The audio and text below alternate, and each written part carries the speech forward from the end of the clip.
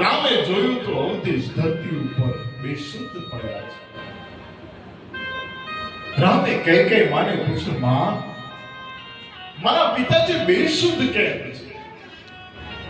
અને ધીમે રહી કઈ કહે છે કે રામ,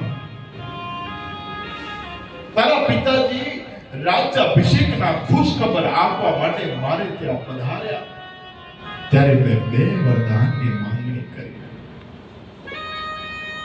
રામ કહે છે કે માં, એમાં શું થઈ ગયું તે માંગણી કરી? એમાં પિતાજી આટલા બેશુદ્ધ શું કરવા? તે શું માંગણી કરી માં? અને ધીમે રહી કઈ બોલ્યા કે રામ, મેં માંગણી કરી છે કે મારો ભરત ગાદી પર બેસે.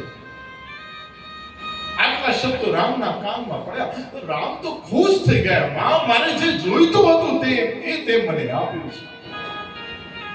મારી ઈચ્છા હતી કે મારે મારા ભાઈ ભરતને ગાદી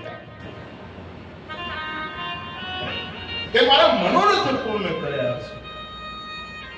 અને હે માં, તે બહુ સરસ વરદાન માંગ્યું, પણ માં તે બીજું વરદાન શું માંગ્યું છે? ધીમે રહી કહે છે કે તારે 14 વર્ષ સુધી વલખલ ધારણ કરીને વનમાં ભટકવા. આવું કઈ બોલ્યા છે.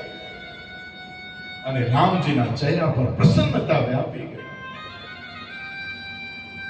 પણ બાજુમાં ઉભેલો સુમંત હે રામ કહીને ધરતી પર પડી ગયો. રાજા દશરથ પણ ધરતી પર પડ્યા છે. આજ સુમંત પર ધરતી પર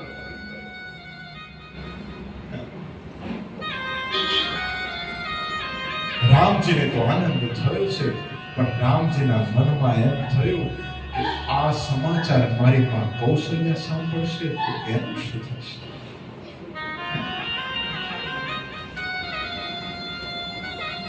આખી અવધમાં એક જ વાત વ્યાપી છે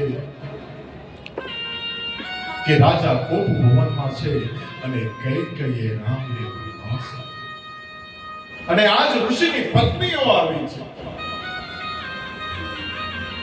ઋષિ પત્નીઓના મુખમાંથી ભવિષ્યવાણી નીકળી ગઈ કે હે કૈકેયી, કાન ખોલીને સાંભળી લે, જો રામ મનમાં જશે તો સીતાજી કોઈ પણ સંજોગોમાં અયોધ્યામાં નહીં રહે, એ રામની સાથે જ જશે. અને સીતાજી અયોધ્યામાં નહીં રહે તો લક્ષ્મણ અયોધ્યામાં નહીં રહે. લક્ષ્મણ પણ એમની સાથે જશે અને ત્રણે જશે તો તારો ભરત નંદીગ્રામમાં ખાડો ખોદીને ભેટ ધારણ કરશે.